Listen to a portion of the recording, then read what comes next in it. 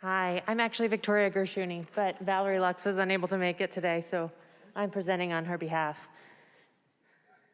Okay, no disclosures, so we can continue. So let me see if I can, okay, I find the cursor on the screen. Oh, there it goes, okay. So make sure the cursor's on the screen before you click. So preoperative nutritional status affects surgical outcomes. I don't think anybody denies this. However, we do not have a good objective measure of nutritional outcomes, nor is it often checked preoperatively. Often in the obese patient, we can miss concurrent malnutrition and low muscle mass, sarcopenia, because they're presumed to be of adequate nutritional status. But obesity itself may further increase the risks of perioperative complications, including ability to respond to surgical stress. So by not checking this traditional marker of malnutrition like albumin preoperatively, we miss a critical window of opportunity to reduce the risk of postoperative complications.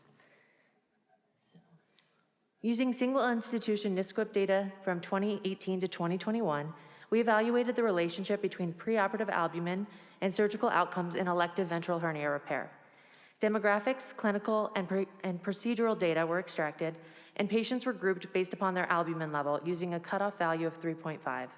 Our primary outcomes were length of stay, readmission at 30 days, and discharge to a rehab facility. 492 patients had preoperative albumin levels. Using a threshold of 3.5, both groups had similar demographics, comorbidities, and clinical presentation, including rates of recurrence and incarceration. Lower albumin was associated in this cohort with heart failure, hypertension, and cancer. Preoperative albumin less than 3.5 was an independent predictor of worse outcomes. After adjusting for demographics and comorbidities, including diabetes, COPD, and smoking, multivariate analysis demonstrated that low albumin was associated with the 6 times greater odds of increased length of stay, 3 times greater odds of readmission, and 18 times greater odds of disposition to a facility other than home.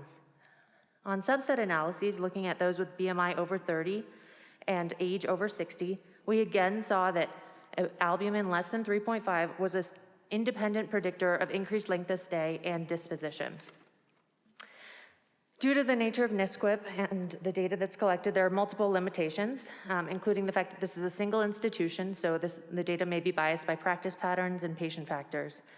And there's a potential for selection bias, as physicians or providers often only will draw preoperative albumin if they're concerned. However, in conclusion, we did find that preoperative albumin less than 3.5 was associated with worse post-op outcomes. Findings were independently significant in both the older and the obese population, which stresses the importance of considering preoperative nutritional status to identify an opportunity to intervene and optimize patients before going to the OR.